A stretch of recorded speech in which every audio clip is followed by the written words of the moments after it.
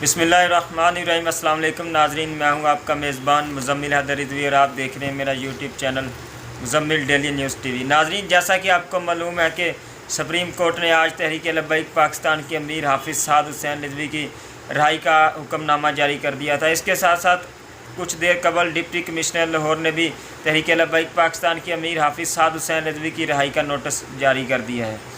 इस सिलसिले में तहरीक लब्बैक पाकिस्तान के मरकज़ी शुरा के रुकन मुफ्ती नज़ीर अहमद की क़ियादत में काफ़िला अमीर मोहतरम कायद मिल्लत इस्लामिया जिगर गोशा किबला अमीरुल मुजाहिदीन हज़रत अल्लामा मौलाना हाफिज़ साद हुसैन रिज़वी को लेने के लिए कोट लखपत जेल की जानिब रवाना हो चुका है। इंशाअल्लाह ताला हमारे अमीर मोहतरम, हमारे दिलों की धड़कन कुछ ही देर में मस्जिद रहमत लिल आलमीन पहुँच जाएंगे।